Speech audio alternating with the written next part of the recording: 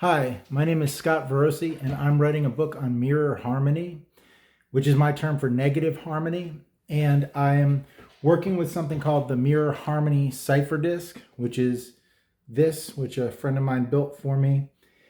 And it's a tool that really helps open up the possibilities of negative harmony. And I wanted to do a quick overview of what I think of when I think of mirror harmony, and trying to present it in a way that takes a couple things into account. One, I'm trying to put it in some historical context where I really think mirror harmony is a grand unified theory for looking at Western music harmony and harmonic theory through classical music and romantic and then onto modernist music. And then second of all, well, that's really it. I'm trying to put it in historical context as a grand unified theory that is music theory in a nutshell. And I'm trying to show a couple tools, like a small toolbox of tools that can open up as many harmonic possibilities as possible. And the Mirror Harmony Cipher Disc is what I use to do that. So my misgivings about negative harmony, the way it's presented, are, there's nothing wrong with it. I think there's plenty of resources for people to dig into it. But when I was starting to get into it, what happened was either it was presented in a kind of blinders way where it just showed one axis and then flipped reflections and didn't really talk about it holistically, or it would be viewed as kind of a gimmick type of thing instead of just a complete approach. And I think it really is a complete approach. Anyway, the Mirror Harmony Cipher Disc I've got here, I'm probably just going to do a few examples, but let me talk about the toolbox of mirror harmony. And I think really the first tool is symmetrical reflection, where you pick an axis and it's either on a note or between two notes that are next to each other on the keyboard. And then whatever intervals you go one way, you do those exact same intervals the other way. And so chords flip into each other.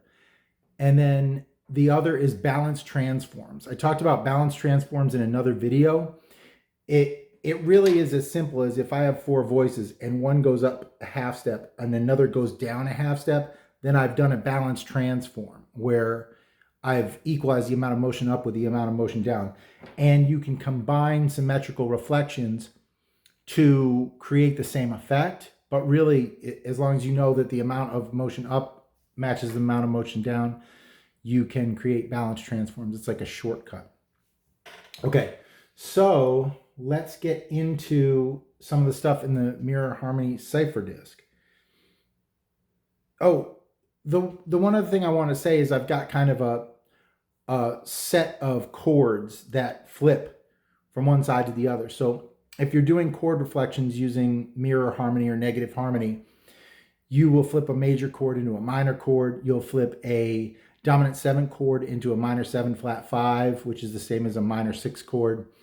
And there are chords that are symmetrically just symmetrical. So if you flip it, it flips into itself, like a major 6 chord will flip into itself, and a dominant 7 with a flatted 5th will flip into itself. All right, so let's take a look at this. When I say that mirror harmony is a complete approach or a grand unified theory, I want to talk about one shortcut that'll kind of wake that up. And I'm going to choose my first symmetry point. The Mirror Harmony Cipher Disc is essentially 2 circles of fifths. So try to get a good view of it here. 2 circles of fifths. So I go C, G, D, A, E, B, F sharp, etc., etc., C sharp, G sharp, D sharp, A sharp, F, C. That's the circle of fifths going one way. And then if I put a C, if I match C with C, it's the exact same thing going the other way. C, G, D, A, E, B, G flat, D flat, A flat, E flat, B flat, F, back to C. I could have done chromatic notes as well, because moving in half steps, you'll go through all 12 notes in the equally tempered scale. Or you can do fifths. I like fifths a lot for, I guess, the following reason. My big shortcut with the Mirror Harmony cipher disk, and let me real quick say the whole idea here is if I create a structure on the outside ring and I look on the inside ring, it will be flipped over the axis I've chosen. And quickly, let's choose an axis. If I match D with D, I've got the D single note symmetry axis. It's this. So if I go up a half step from D, I get E flat. So if I look at E flat on here, I'll see that that is matched with C sharp. So E flat and C sharp are the same. They are mirror images of one another over that axis. Now I'm going to go up to E, natural, and that is going to mirror into C. I'll just find it real quick. E mirrors into C. And it doesn't matter. I mean, the same pairs are created on inside and outside. So if I find C on the outside, it goes to E on there. If I find C on the inside, it goes to E on the outside. Basically, I've created all the pairs that happen if I go from D to shining D, like this. That's one pair. EC is the next pair. FB is the next pair. F sharp and B flat. AG, A flat and A flat. A, B flat, B, and F. Oh, sorry, that's A, G, B flat, F sharp, B, F, E, and C, E flat and C sharp, back to D. So you're creating all these pairs.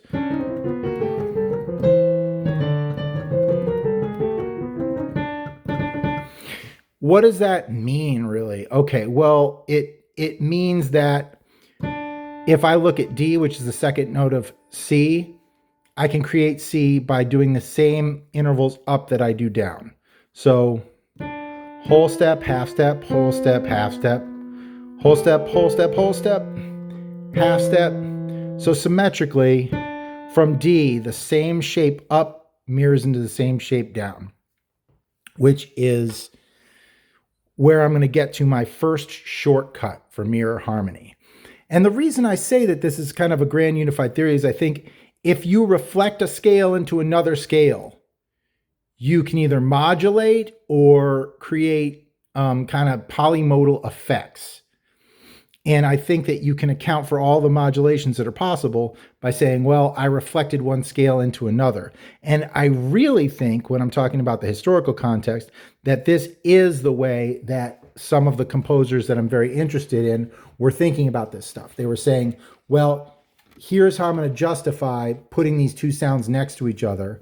And here's how I'm going to find cool new stuff that's excellent. My first example in my original video was saying that Cantata Profana by Bartók starts off with this scale.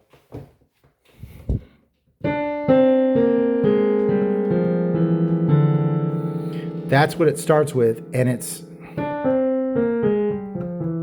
the exact same shape mirrored this way is this, and this is what Cantata Profana ends with. And you can look at the other video where I talk about that. I think it's the first video I did. And then there's another real famous one, which is if I choose a two-note axis point where E mirrors into E flat, and I go down a third from E flat, down a minor third from there, and a minor third from there. I've got the first chord of Tristan und Isolde, just with the A flat move down an octave. And then if I go, my E flat flips to E, and then I go up a major third, up a minor third, up another minor third, I've got E dominant 7, which is the next chord in Tristan und Isolde. And then there's two passing chords, which are mirrors of each other as well. So down a third, down a whole step, then down a third. And here we go. Up a third, a whole step, and then a third. So those three go.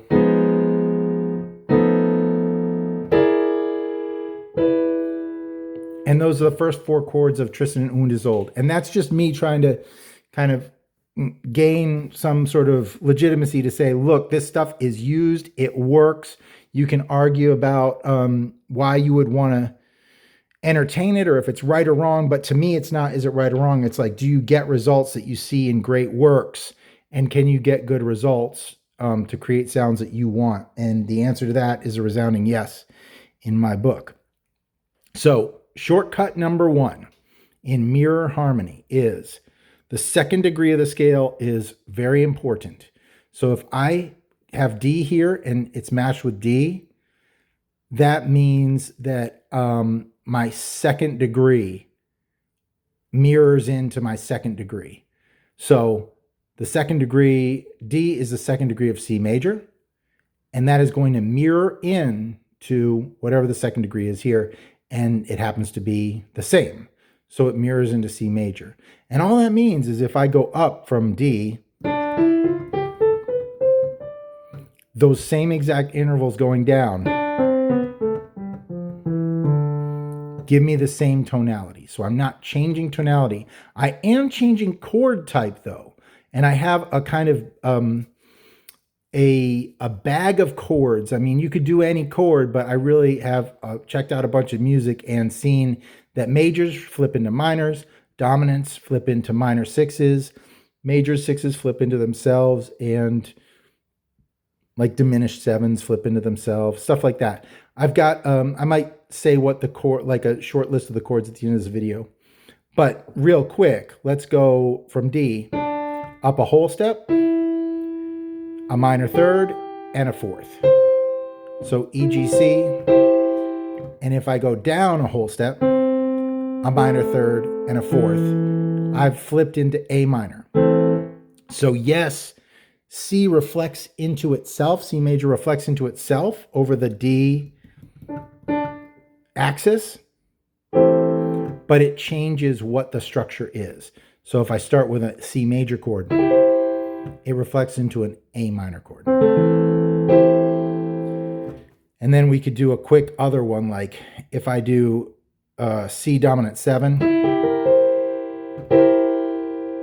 E, G, B flat C, or minor third, whole step, and then I go down a whole step, and then minor third, whole step.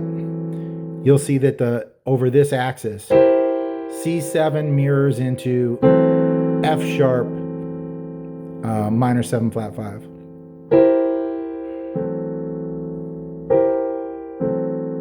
Okay, so let's move on and talk about when I do, there's really 6, I think 6 different positions that you can do with this. It might be, no, it's 12. It's 12, I'm sorry. Because there's whole step axis points. There's unison axis points where your axis point is a single note. And then there's half step axis points like E flat to E, where your symmetry center is 2 notes next to each other. So, but let's talk about in any given orientation, all the things that you can see right away looking at your shortcut. So if I'm looking at second degrees, C mirrors into C. My next step away, here and here, G is the 2 of F, and A is the 2 of G. So here I'm mirroring if I create a structure based on G major, it's going to mirror into F major. And really quickly, we can kind of check that out.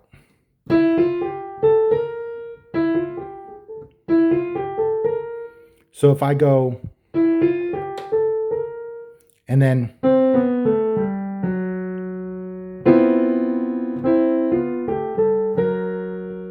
that's going up F, 7, 1, 2, 3, 4, goes to 4, 3, 2, 1, 7 in G major. So that's how you could mirror structures that were in F major.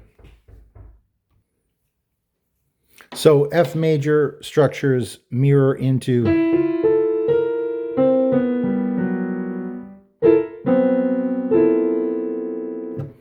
F major structures mirror into G major structures over that axis. So then we move one step out. We had our D matched with D, G matched with F, and that's a same note, whole step away modulation. And then this is a major third modulation if we get out to this one, because the E, which is the second degree of D, mirrors into the C, which is the second degree of B flat. Now you've got, so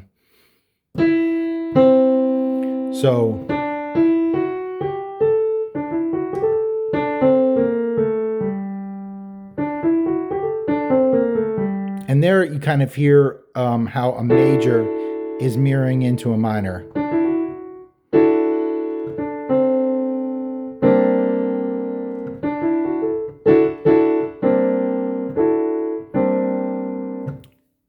So there we got one more to go. If we start with D, then F goes into G, whole step away. D goes into B flat. That's a major third away.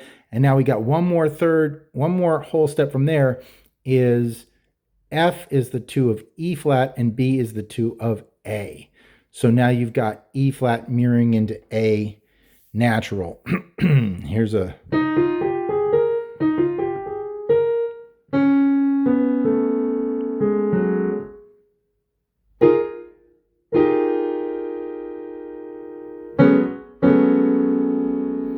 And you have every one of these has a feeling to it because of the distance between the two keys, the difference between the two keys. It's that much. It's either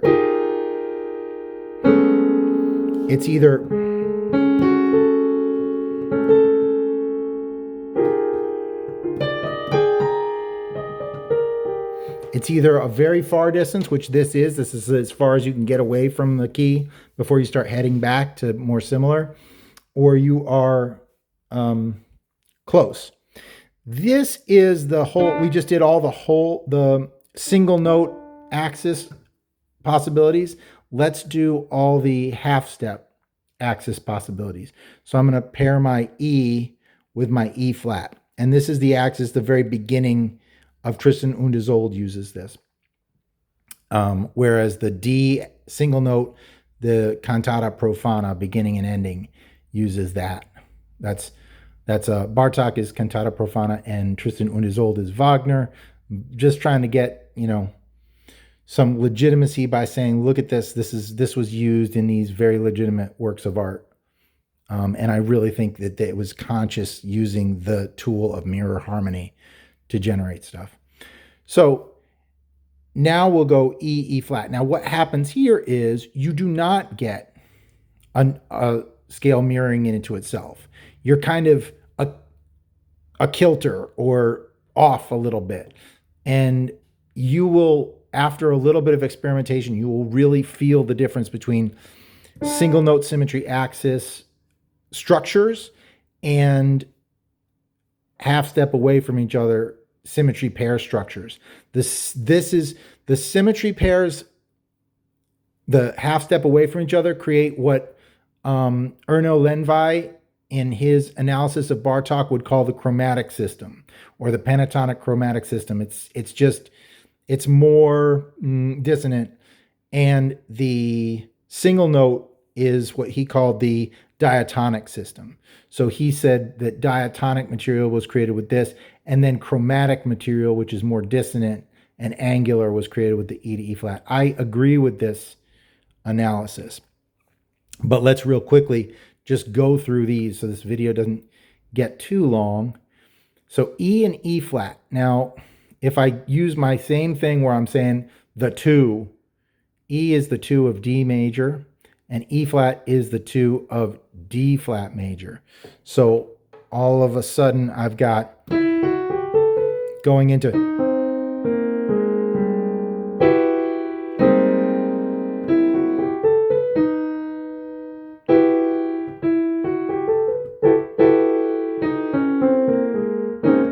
okay, it took me a second, but there it is. It's the 2, 2, 3, 4, 5, 6 mirrors into the 2, 1, 7, 6, 5. Those are the same intervals.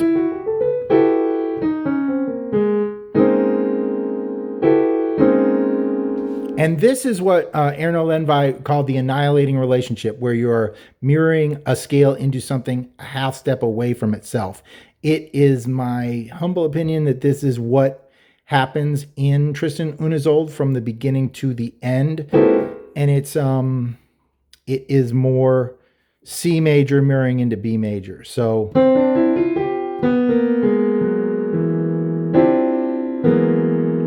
is what I think happens. The beginning is kind of dancing around C major, A minor, and the triumphant ending of that work of art is in B major for sure. And I think what happens is we take a really long way to just drop a half step and be a Phrygian resolution from here to here. And that is kind of, I think that's the ending of Sonata in B minor, Piano Sonata in B minor by Franz Liszt. I think he does the same thing where A minor is the very last thing, and then it just goes to a, or that's not, I don't want to put that 6 in there, but something like, yeah, something, I'm pretty sure that's exactly what he was doing. And Liszt and Wagner were, close associates during this period of time. So it is my belief that Liszt had these ideas and he got them through the theorist Weitzman, who was all into diminished chords and augmented chords as axes to access different sounds or travel between different sounds.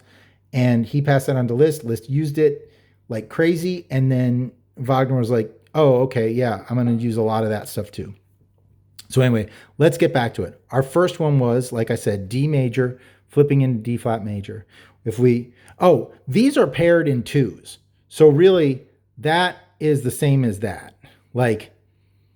But I don't want to put it that way. Like the 5 of D major flips into the 6 of D flat major as a secondary symmetry point. So really this is the same thing, but we could do a secondary one where A is the 2 of G and it flips into A flat, which B flat is the 2 of. So that's another result we get from going.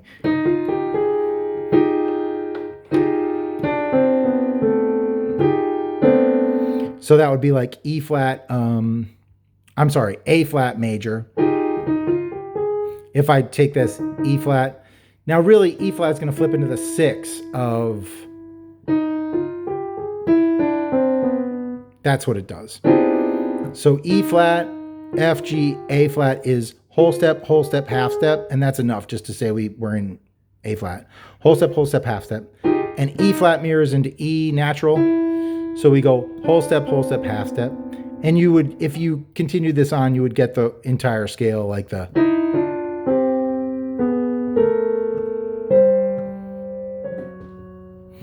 And these kind of scales rubbing against one another is kind of what I believe Bartók was doing. And in his Harvard lectures, he talks about why do we just allow something like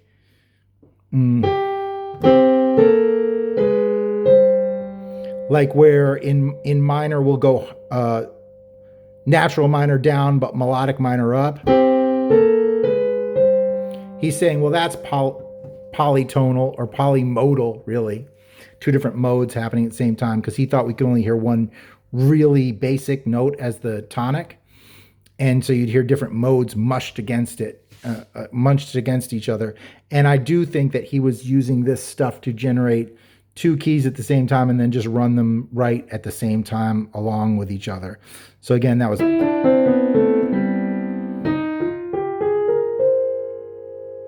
And, just do it at the same time and go.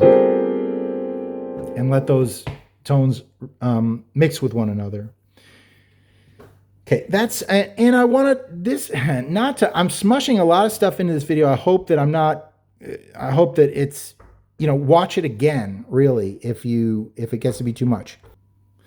Okay, so I wanted to talk about, I was saying, if this gets long, I'm just trying to put as much stuff in here as I can, but really, this is all there is. So once you watch this half hour or whatever it is, watch it over and over and over again, and you kind of get the basic tools of mirror harmony as a holistic approach to analyzing music and creating music in the, I don't know, the traditions that have ruled the earth.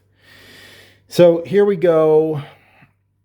I did want to say mirror modes, where I go Dorian. If we go back to our single note D axis, Dorian mirrors into itself. E in the key of C is Phrygian. And then C, which is the mirror of E over D, is Ionian. So Phrygian mirrors into Ionian. And then this is Lydian, this is Locrian, so Lydian mirrors into Locrian, and then a whole step up. This is Aeolian, this is Mixolydian. This is Mixolydian, this is Aeolian. So Mixolydian mirrors into Aeolian. Then same thing again, except Mixolydian in this hand, Aeolian in this hand, and then Locrian over here mirrors into Lydian over here. So that's really quick how you can just wrap up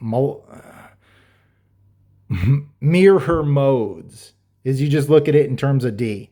Dorian is itself, Phrygian is Ionian, Lydian is Locrian, and Mixolydian is Aeolian. And I don't talk about that too much. I really like to just think about the two scales, the two major scales that are being mushed together. So back to our splitting E flat and E and going up in A flat and down in G major.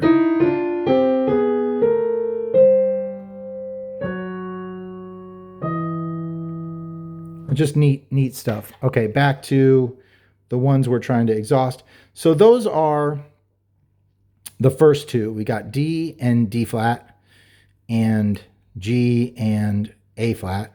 And then if we go here, F is the 2 of E flat, D is the 2 of C. So E flat mirrors into C. And we can go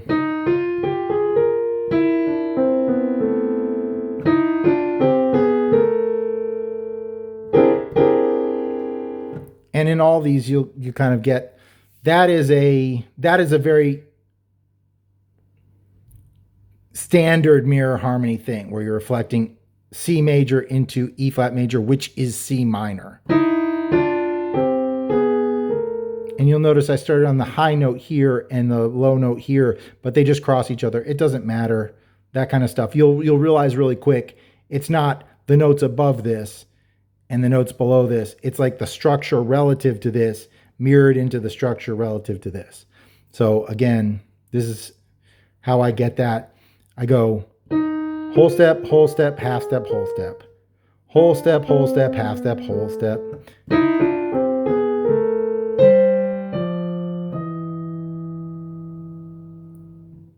Okay, so moving on, you'll see that there's that is moving a minor third from C major up to E flat, and then the next one over I want to talk about is trying to get a good view on this.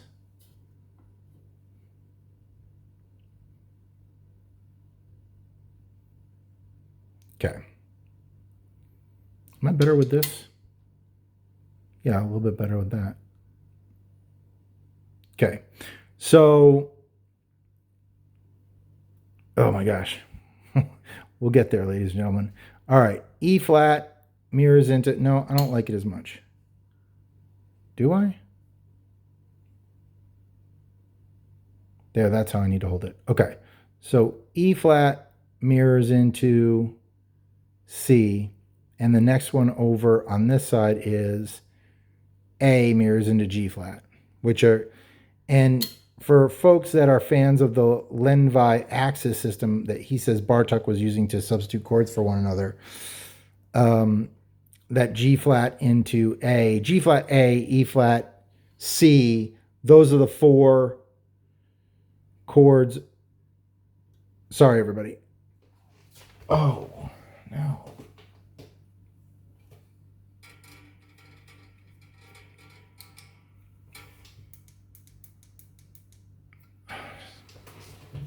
All right, I don't know when that turned off. Okay.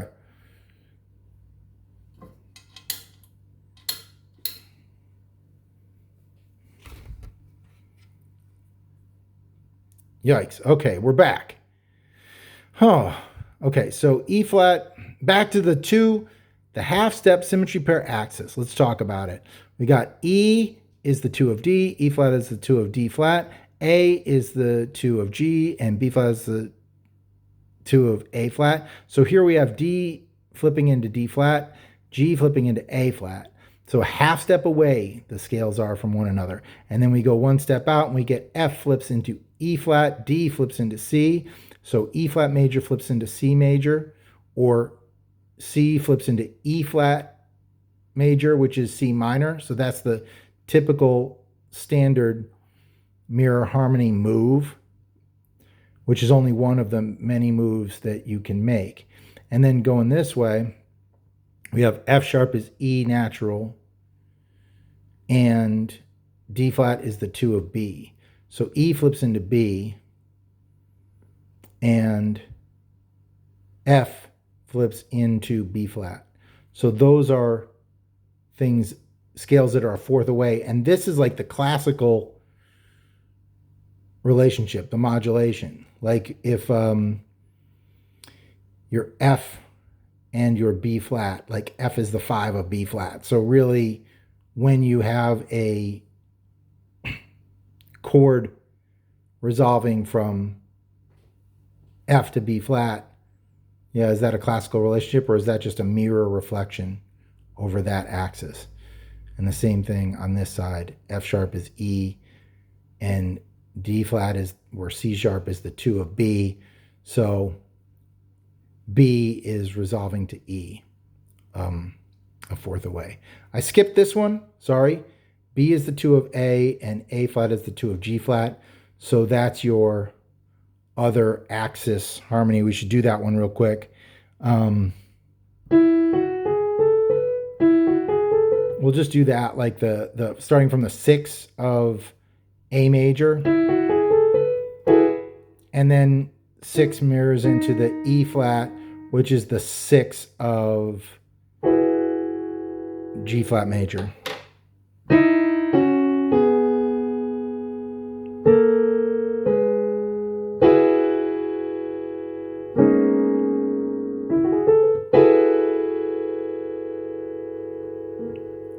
Can I do this? Yeah.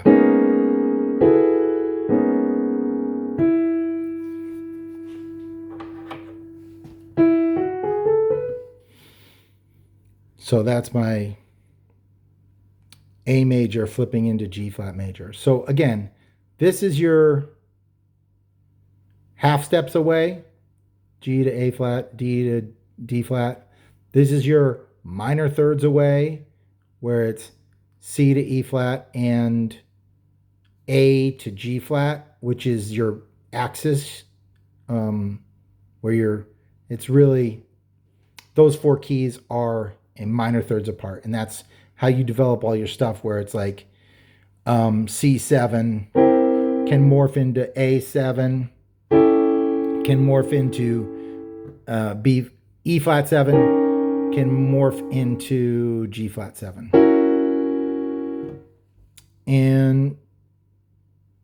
And then finally, you've got your classical resolutions on the outsides of this stuff.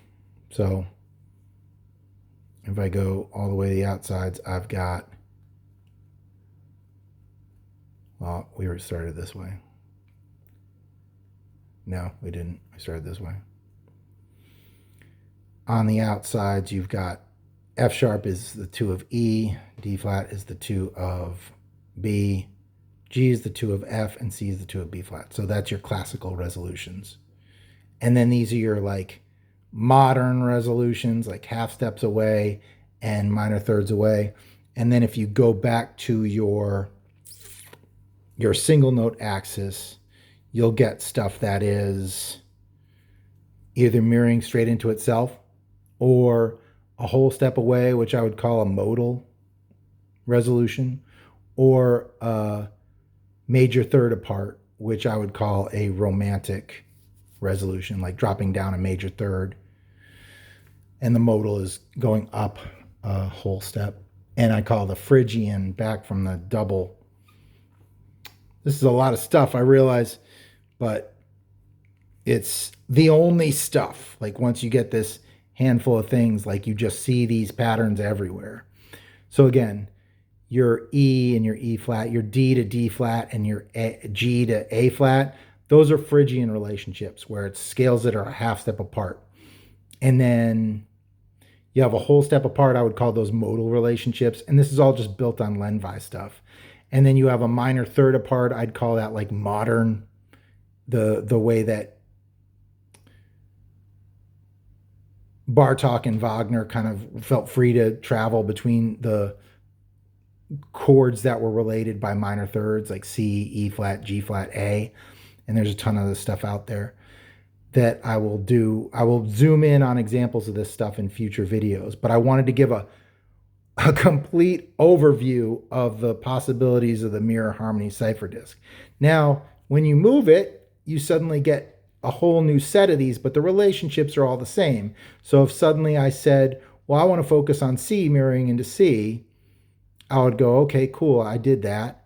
Now my B flat mirrors into itself. And then when I go out there, I go, well, my F mirrors into E flat. So those are the half steps away. And then keeping going, I get my B flat and D are my major third relationship. And then my A and my E flat are the twos of the, E flat is D flat and A is B. D flat and B. Some of that didn't work out like I wanted. How did I do this? Okay. Oh, sorry. A is the 2 of G, and D sharp is the 2 of D flat. So D flat and G mirror into each other. So there's your tritones away. There's your major thirds away. There's your whole steps away. And there's your mirroring into itself with a different axis. And then just for argument's sake, we'll do C mirroring into C sharp here. And we'll say, well, okay, well, that's B flat mirroring into B. That's a half step away. And then these will be, and there's 2 of those. So you find the other half step away ones, and then that's E mirroring into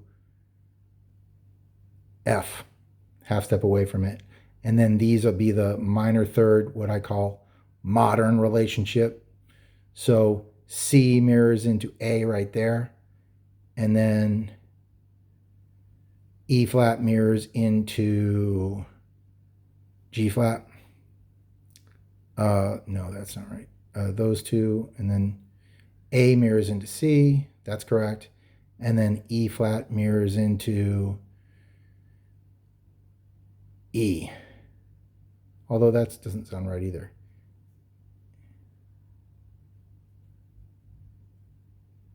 No, brother, picked a bad one. Okay, it's not. C mirrors into A. That's legit. And then G sharp is F sharp. That's the 2 of F sharp. So F sharp mirrors into E flat. F sharp mirrors into E flat, or G flat mirrors into E flat, and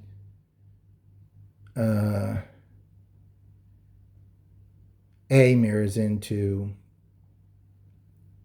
whatchamacallit, C. A, C, E flat, G flat. Same thing we had before. Then A and E, D sharp and B flat. That's D to G.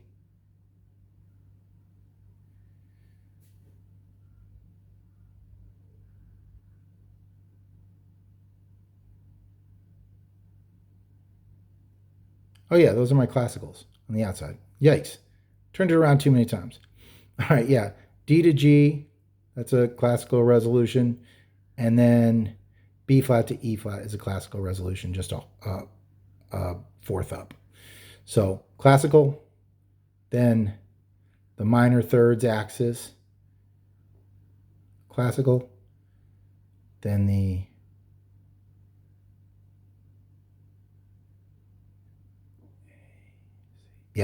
the modern axis right here, where A, C, E flat, G flat, then your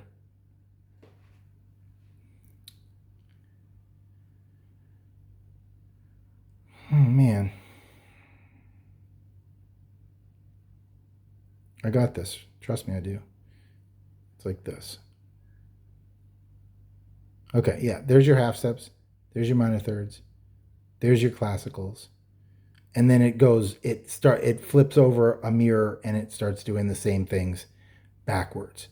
Like you'd get a bunch of different keys. I don't want to go into secondary axes right now. I got messed up because I was looking at this, like looking for singles radiating and meeting here. But when you do symmetry pairs, they go halfway and then they flip over and kind of repeat the relationships going back. So we could talk about that later, but that's a little much right now, and you could figure that out for yourself. So these are the half steps, right? Again, B mirrors into B flat, and E mirrors into F, and then you go your moderns, and you got G flat mirrors into E flat, and A mirrors into C, and then you've got your classical relationship where D would kind of resolve to G, going a fourth away, and then B flat would resolve forward to E flat that way. So, and they just mirror into each other over those axes, and this helps you quickly find what mirrors into what. And if you're analyzing something like this, here's an example out of a list thing where he goes something like,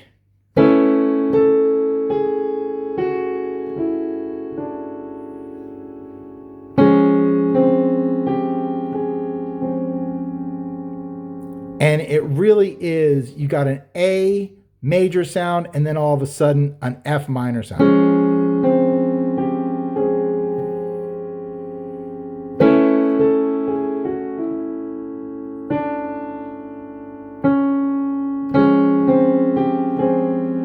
So to me, if I was trying to analyze things in that passage relative to this mirror harmony cipher disc, I'd say, okay, well, 2 of A major is B. And since A major's got a lot of sharps, I'd just do the sharps on the outside, although none of that matters. Like they're anharmonic equivalents, sharps and flats. I don't know. It's just too little space to print them both. So I'd go B is my 2 of A, and then A flat major is the same as F minor. So I would find B flat as my other note, this would be my axis for that. I'd say B flat is the 2 of A flat, B is the 2 of A. Okay, so we were talking about the B is the 2 of A natural, and the B flat is the 2 of A flat natural, or sorry, A flat major. So A major reflecting into A flat major is what's happening in that. And just to kind of go more, so just to kind of do one more, what I think is a very classic mirror harmony sound, we can just take that idea of the A mirroring into the A flat, which is a half-step relationship, or maybe called a Phrygian relationship by Lenvi. Mirroring into, and that happens a bunch in Tristan und Isolde by Wagner as well, that half-step.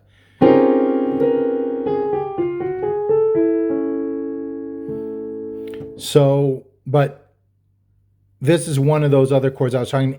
Major flips into minor, dominant flips into minor 6. A bunch of chords flip into themselves, but there's this one neat one that is the minor major 7.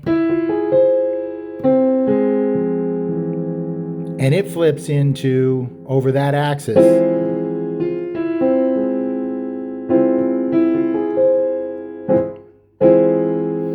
flips into A major flat 6.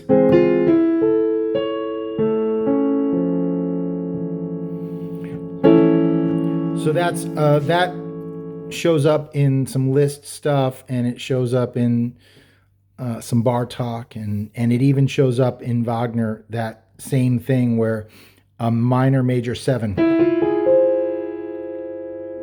Yep, that's it. Flips into a major flat 6. And if you looked at those notes on here, you know, scales and chords reflect. So if I find my E, I'll do if I do E, F, A flat, C.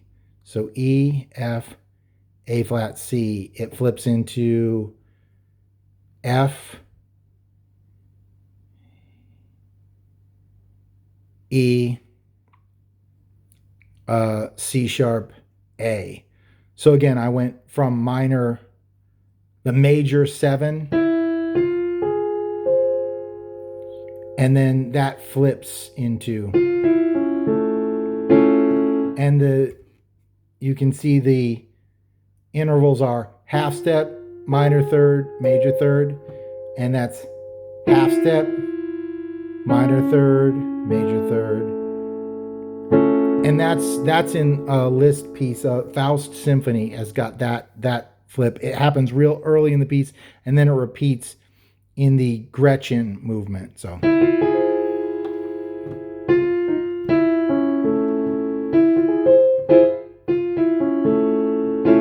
it's just a cool sound.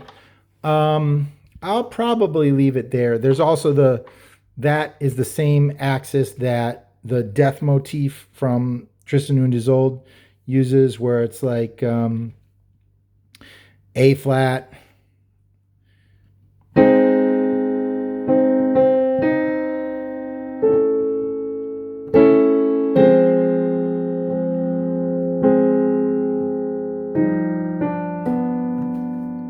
or there's a half diminished before that happens. The A flat half diminished.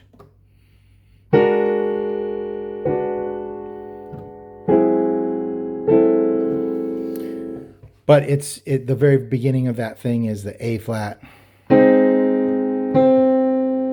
A major, and then C, F minor.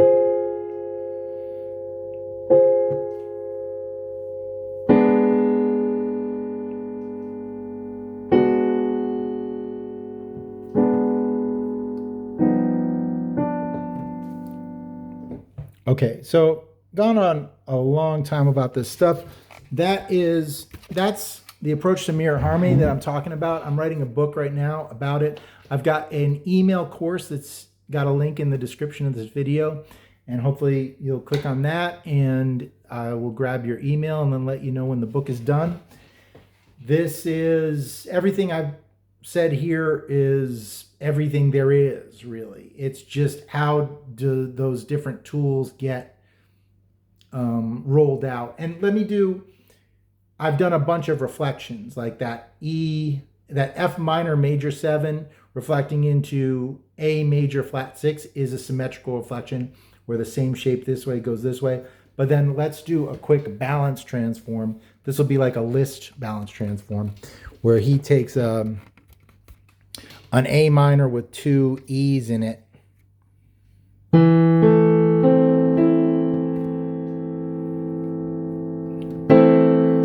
and then the one note, the E up here goes up a half step to F, and the one down here goes down a half step to E flat.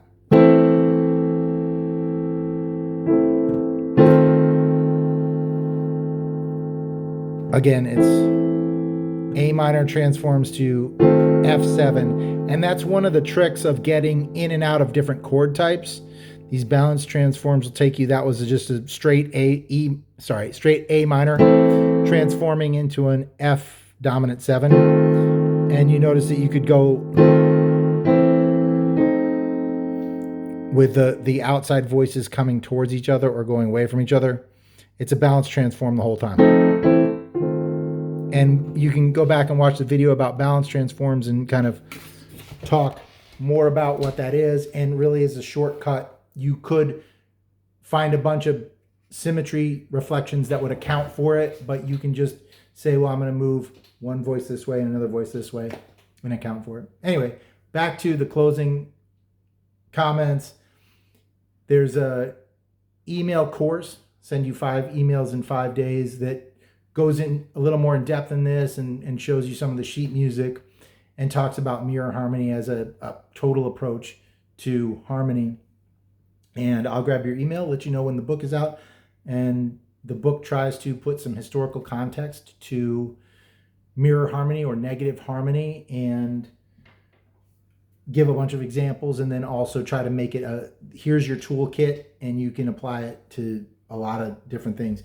One of the biggest tools in the toolkit is the mirror harmony cipher disk, or the negative harmony decoder ring, as I'm probably going to title this video. So please follow along and be in touch and let me know any questions you have, and email me. I'm going to put my email down there as well. If you want to grab a cipher disk, let me know and I'll try to print one up and send it to you. Thanks a lot. Take care.